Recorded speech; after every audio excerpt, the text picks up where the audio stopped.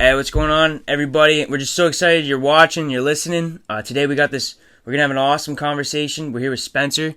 He's a youth leader, just an awesome guy. Just knowing him a lot of my life, basically, like I would say, since I was a little kid, we've been friends, and he's just an incredible person, and he's going to talk to us, and we're going to have a conversation about racism and about injustice and about what Christ has to do in the midst of what's going on, and how we can make a difference and be a part of the solution.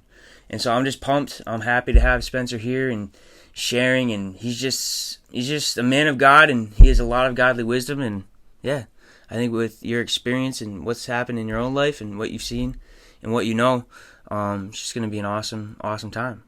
So cool. Let's do this thing, man. All right, so let's just hop into it. So we want to talk kind of about the history of black oppression in America, and how what happened with George Floyd wasn't just one instance. It wasn't just one thing that's happened. You know, it's not just one isolated moment, but there's been a history of black oppression. There's been a history of injustice in America since the first slaves came, and even before that. And so maybe just share with us some stuff about kind of the background, the history of how we got to where we're at. Okay, so it's pretty comprehensive. There's like a lot that goes into it. The first slaves got here in like the 1600s here in America. So that's like 400 years already. But going from the Civil War, which I think is where most people kind of pick up slavery from around that time and a little bit earlier. So slavery, leading up to the Civil War, the South loses, slavery becomes abolished, and then comes the Jim Crow South, which that lasted, I don't really know the exact year where that started to fizzle out, but for a long time. And then after Jim Crow, you get, segregation, and now we're talking like 60s, 70s and stuff. And then there's kind of different movements within that. So, then the Civil Rights Movement started maybe like late 50s, like early 60s. Right. And then I feel like it's been going ever since then. It's taken on different forms, but I don't think that's ever really ended. And that all started really with the death of Emmett Till. Are you familiar with his story? He wasn't he like a 14-year-old boy, if I'm remembering the right story? Yeah. And he was in a store, and they thought he said something to a woman, and then but maybe he didn't, and then the husband of the lady in the store came with another friend like a week later, and they brutally killed him, right? Yeah. And threw him in a river. They kidnapped him and they murdered him. They threw him in a river, and his mom decided to have an open casket, and his like face was like destroyed. Like you went like, I don't know how they even like really identified his body. Like it was really bad. It's hard to look at. And that was really what helped spark the civil rights movement as we know it. Right. Wow. And that was just like, again, that's not even just one thing that's happened, right? Like that's just one landmark of many. Yeah. Right. And that was just one that was well publicized, because there was lynchings going on at that time. There were all kinds of just racist, white supremacist acts, especially I would say in the South, right, that were going on at that time. Oh yeah. And it was like would go around and would grab people and hang them and lynch them, and there was like a party for them. They have people come over, they eat food, take pictures of it. They were proud of that. It's crazy. Mm-hmm. And right, we were even talking about how what was it? I don't remember what day it was, but it marked the 99th. That was this past Sunday of the Tulsa race massacre. Right. And right, that was like so there was a wealthy black community, right, and they were more wealthy and more well off than the white communities around them, if I remember right. And so they became angry. They, from their bigotry and from their anger and from their just ignorance and hatred, they went and they began to just destroy that entire community. Yeah. Right, killing, as well as burning houses, as well as just bringing that community all the way down, like destroyed. Mm-hmm. Yeah, but like that's definitely like those are the instances. My glass fell off. Those are the instances like right? We're talking 19. The Tulsa was what 1920s or 30s around there, Yeah, around right? that time. Yeah. And then with the other instance that was like 1950s, right, or Yeah, 1960s. I think that was in the 50s with Emmett Till. Yeah. And then so like what's happening now? Because it seems like it's changing forms to some extent. Like Yeah, exactly. This changing forms. yeah, So now it's become less of like it's not really accepted for regular people to just go and kill black people or whoever, Spanish people, whatever. But now it seems it's the police that are doing it, and like there's so many names, from like Trayvon Martin and Philando Castile and now George Floyd and so many others, and it's Oscar Grant, and just even, and it's for like maybe they did commit a crime, but the crimes that they whether they committed them or not, like they don't come with a death sentence, right. And a lot of people will kind of defend the police on that side, and they'll be like, oh well, what'd they do to get there and that, but George Floyd, I think, was accused of like having like a fake check or something like Right. that. I think it was like a $20 bill or something. I read Yeah, once. something like that, and he gets murdered for it. Yeah, like $20 isn't equal to the worth of someone's life. Exactly. Yeah, it's despicable. But and it's like, so there's like a problem with the way that there's been in policing, right, in the society. But I mean, like even just would you say that there's a problem with like the mindset of Americans, or the overall way, or the stereotypes and the underground, right, the underground mindset that is there, but no one maybe wants to talk about, or that the looks that are happening, and just the little things that add up day after day after day after day, decade after decade. Yeah. And where it's like it's not just the laws, it's not just the police, but there's something wrong with the way that culture is viewed. I mean, would you agree with that? Like, what would you say about that? Well, so post Civil War, I'm not sure exactly what year, but this was like really early on with movies. There was this movie called Birth of a Nation, and it basically just showed black people as being like these like sort of subhuman like creatures, just looking crazy. And it was also tied into the Civil War, and it kind of made the South, like kind of look like these like martyrs, basically. And it actually really brought new life to the KKK. And it just showed it showed. There's this one scene that's like really infamous where they have this guy. I couldn't really tell because it's really old. I couldn't tell if this was like this guy was in blackface or if it was an actual black person. But they have him kind of following around this white lady, and then she actually jumps off a cliff to avoid being raped by him. And then so they show the KKK as being like these heroes that they end up killing this black guy, throw his body on a porch, kind of sign their names on a tag on him. And so that brought the KKK back, and then that kind of set this mindset as like black people being like these super predators. Some people say, like, and that was like a coined term, I think, in like the 80s. Politicians use that term to describe black people and stuff, and monsters and animals and all this stuff like that. And even Woodrow Wilson, the president, Right. showed that movie in the White House. He called it History Written with Lightning. Are you serious? Yeah. Oh my gosh. Yeah. So it's like because something that I've just becoming like aware of, and something that I've learned recently is just how it's not even just the way that laws have been enforced by police officers, but it's also just the way that black people have been portrayed, right, by media, by even just culture, through conversations, right? And it's almost because like two cultures are so polarized, right? Whereas there's not a lot of conversation, there's not a lot of communication in between them, and so it's like they just keep coming farther and farther and farther apart, right? Where that's where you get these just gross, these gross misunderstandings of who people are, right? And it's like coming into how do we find a solution where there's an end to the oppression, but not only that, but right there's talk about it. There's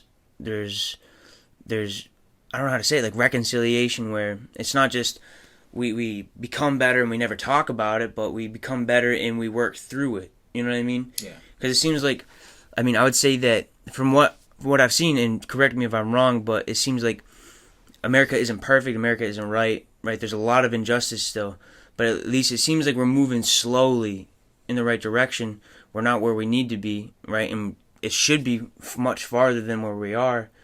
But it seems like we're moving in the right direction, but there's still a lot of anger. There's still a lot of righteous anger, and there needs to be something done where the people who are racist, the people who are in power, the systems that are keeping black people in a place where they can't be looked at as the same, can be talked about and can be brought into the open, and right, people can be weeded out from that thing. Did you know that? So in America makes up 5% of the world's population. Right. 25% of the world's prison population is in America. Right. It's crazy. And 40% of that, that prison population in America is black males. Right. And they say 1 in 3 black males will be arrested versus 1 in 17 white males. Right. Yeah, it's disgusting. It's terrible. And it's like, the problem, right, it comes from, right, that history of black oppression. That it comes from a history of where culture has continued to show the wrong image, right, where it's changed people's mindsets to think differently, right, of black people, but it's also changed the system, or it's kept the system to where, right, there's injustice, and there are those two M&Ms right. that ruin the rest of the M&Ms. Right. I mean, and I really don't believe slavery ever truly ended. Because when the 13th Amendment was written in, I think it was in 1865, it's basically like a loophole for slavery. And I can't really quote exactly what it says, but basically it abolishes slavery, outlaws it unless you become arrested. Right. So you're basically become a slave. You lose all that liberty. You become a slave again. And in the South, like after the Civil War, the whole South, where they had slavery, relied on it so heavily, their economy was destroyed. So now they had that amendment. They just were arresting black people like crazy for whatever they could think of, because they became slaves again. Right. And I think that's what's still going on now. Right. But you've seen that within the prison system. Yeah, right. Within the prison system, exactly. So Wow. it's not so on the nose with slavery, but it's still there, and the 13th Amendment's still there. Right. It's a loophole that's still oppressing people. Exactly. Right. It's terrible. And a lot of companies use prison labor to make their stuff, like JCPenney, Victoria's Secret. Really? Mm-hmm. Shit, I did not know that. Yeah. That's terrible. Yep. Right, and so I mean, we've been trying to talk about kind of the history of it, what it was, like where it was going, and how it's still here in different forms. But I mean, have you experienced? I mean, if you want to talk about it, have you experienced racism firsthand? Yeah. So one recent thing that happened to me. This was in college at UMass Dartmouth. This was 2018, I want to say. Yeah, or maybe it was 2019, something like that. But my cousin actually works in one of the offices over there. I forgot what his title is, but we would just email at that time all the time. He'd be like, "Yeah, stop by the office just to say hey, or whatever, and talk." Because I didn't even know who he was until I got to college. He kind of just tracked me down, emailed me, and told me we were related, so we would talk back then. So I go to his office to meet him. He had a little waiting room, a couple chairs. So his door was closed. He was with somebody. So I go sit down. There's a officer, from UMass police, an officer sitting there. I didn't really think much of it, so I'm sitting there waiting, for a while. Probably, I think it was like an hour. I waited, and I was like, all right, I'll just come back another time. So I go up and I leave his office. And then this other officer stops and he's like, hey, I need you to go back in there. I'm like, why? What are you talking about? He's telling me, no, just go back in there for me. I'm like, well, I'm not in trouble. What are you talking about?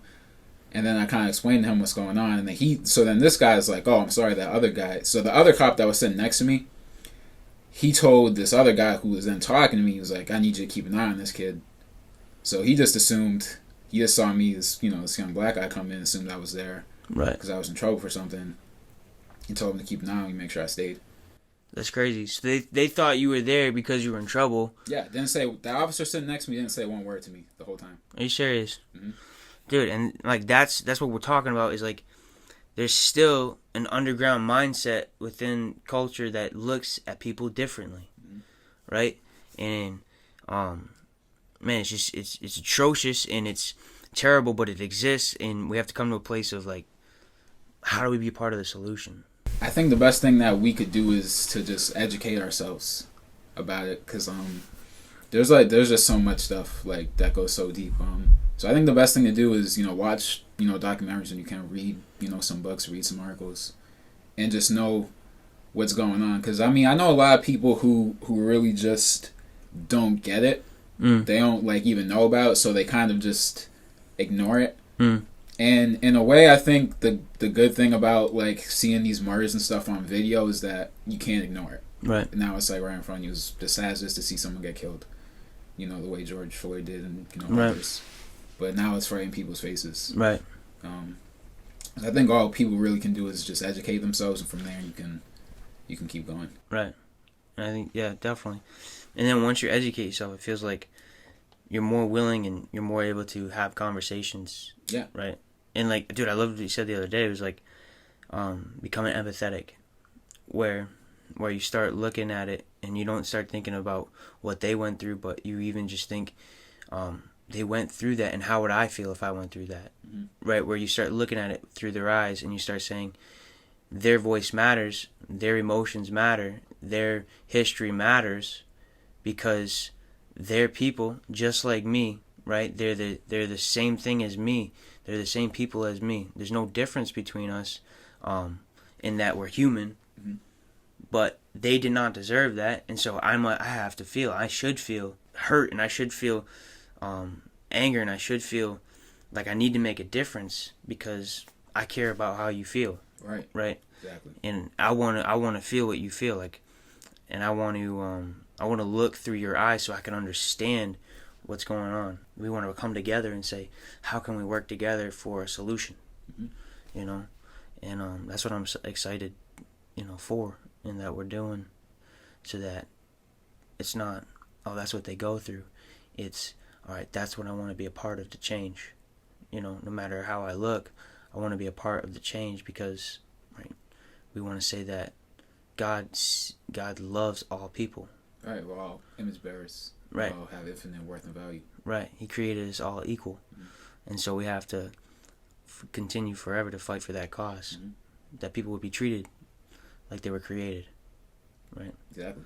Maybe, I don't know, do you want to share any more stories, or what do you want to Yeah, I could tell you talk about some stuff my dad was telling me about. So I talked to him this morning again, and he was telling me the night that Martin Luther King died. He lived in Roxbury at the time. She was probably maybe like 18, 19 or something like that, around that age. And yeah, people, like black people, really were hurt. Like here's this peaceful, godly man, trying to bring people together. Just murdered in cold blood. And he told me he was walking home, after he saw the news. And this fireman just, a fireman, like an actual fireman, a city official pretty much, calling him the N-word, telling him to get home. He told me he had been followed by a police officer walking behind him, just calling him the N-word, continually trying to get him to react so the police officer could do something to him. Right. In school, he saw it in school, just like all through his life, his younger life. And even in his professional life, he worked a long time for the Commonwealth of Massachusetts, and he was like a director of like enforcement or something like that. So he was like, was pretty up there as far as titles go. And this woman who didn't know who he was, this white woman, comes up to him, asks him to go make copies of her stuff for him, like he was an intern. Right.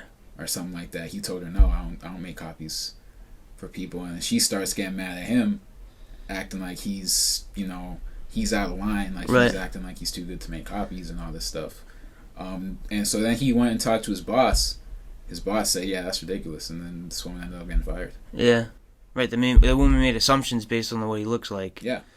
Right, and you could also just see, like you're saying, like there's prejudice back then, and there's still prejudice today. And it's not right, and it's something that, right, something that black people have dealt with for decades. And so obviously there is, feelings and experiences of hurt, and so there has to be, right, an outlet. There has to be justice. There has to be some kind of way to make things right, or to talk about things so that things just don't disappear. Yeah. Hurt just doesn't disappear. Exactly, and it's like nothing really is like seems to change that much, or changes very slowly. And people have problems with rioting and stuff and looting, which I understand. Martin Luther King said rioting is the voice of the unheard. And you call out for years, you get ignored, and now you act out violently to try to get some attention. Right.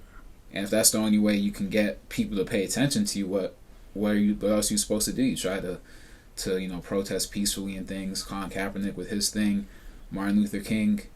It seems like no matter who the leader was, like they either get discredited or murdered. Malcolm X, Fred Hampton, Martin Luther King, all these guys, all these great leaders. Right. And it's like, well, there needs to be a change, right? And change hasn't come with open arms. And so obviously there's going to be hurt, and obviously there's going to be anger, that though there's been a desire for change, and though there's been a voice for change, there hasn't been the change that is needed, or that change that is coming isn't coming soon enough, because change should come as quickly as possible. And it makes sense. It makes sense, the anger, and not only that, the way that it's been lashed out, because that voice for change has been tried to they've tried to suppress that voice of change, and so that voice of change has had to turn into, right, an anger for change, right? A lashing out for change. And all these riots, like all these big riots that we know about from like the 60s up until now, all were caused from police brutality. That's all where it started. Like the LA riots with what happened to Rodney King. Right. I don't know if you've ever seen that tape. I don't know if I've seen the tape. I was reading a little bit about it today. Yeah, so he was like this unarmed motorist. I don't really know. I don't know why they pulled him over to begin with, whatever he did or didn't do.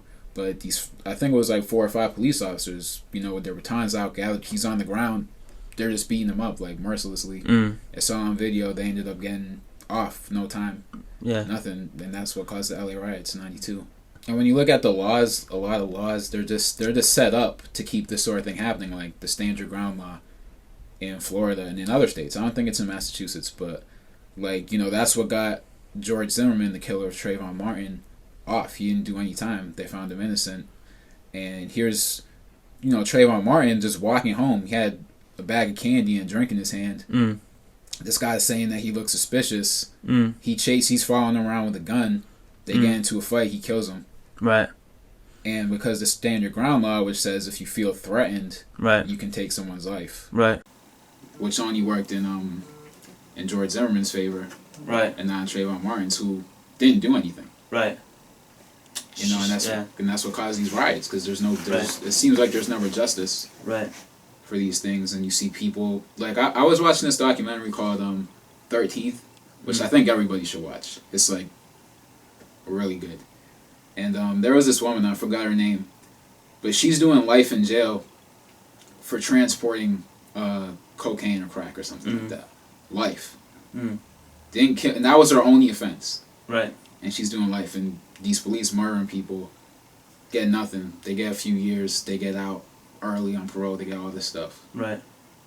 Yeah, the system is bent right towards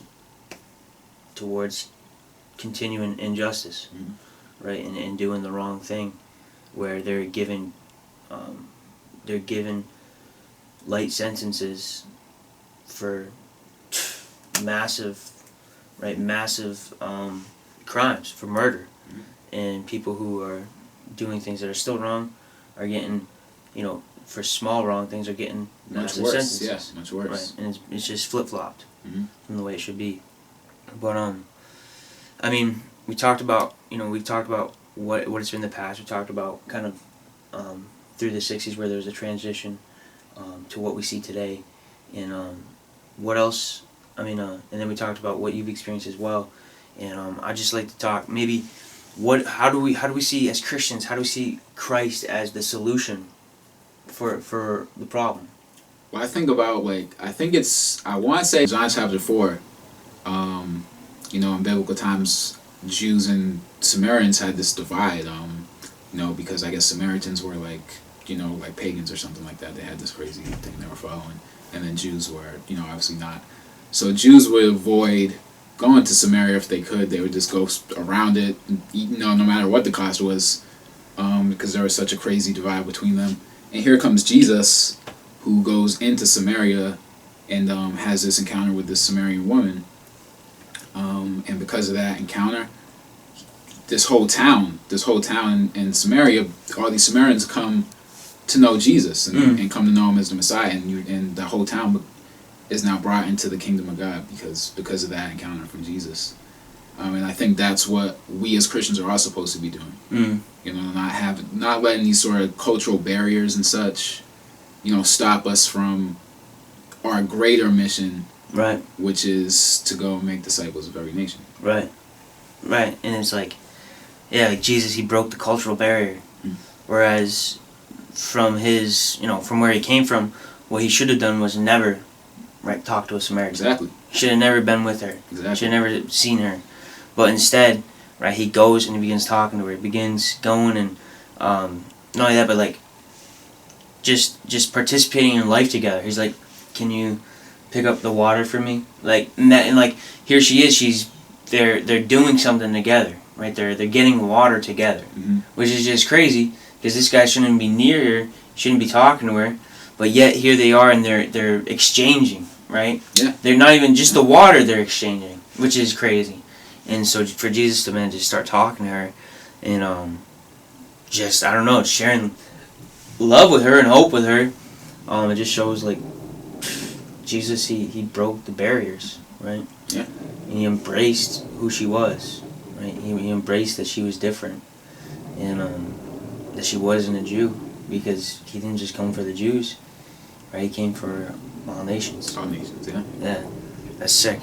I was thinking even too of the Good Samaritan, right? Yeah, same exact thing, just in reverse, pretty much. Like you're saying, like how Jesus is saying to this Jewish, right, this religious leader who thought of the Samaritans as, they would call them dogs, right? They were they hated them simply because they were Samaritans, and so this priest hates the Samaritans, and Jesus goes and he makes the hero of the story, right? The Good Samaritan. He makes the hero of the story a Samaritan, somebody who he can't even say at the end of the story is a Samaritan. He says the one who did the right thing, right?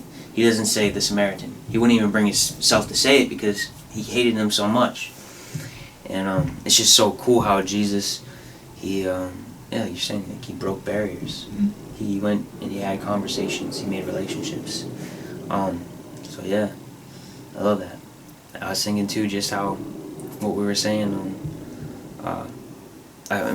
With the sermon in Psalm 146, where he says, "Blessed are those whose help and hope is from the Lord." Right, I'm paraphrasing, but then he goes and he starts listing who the Lord is, and he says the Lord cares for the oppressed. He feeds the hungry. He lifts those up who are bound down. But he's there for the fatherless, for the widow, and it's just man, God is there for those who've been mistreated, maligned, and disrespected, and brought low, right? And so, I just think if we're gonna live as Christians, if we're gonna align ourselves with Him, if we're gonna say praise God with all my heart, with all my life, then it's not just with our words, but we have to do it with our actions. Yeah. Right? Exactly. And we have to do things like this, you know, and talk about, you know, the different things that have happened in the past and how it needs to change.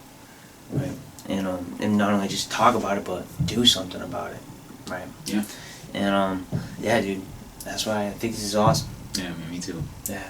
So, I mean, how can we nail it down? Like, so, how does Christ in our life make the difference? Is that I think Christ, he I don't want to say forces, but he changes us. He changes our own hearts so that we can see people on equal level. Yeah.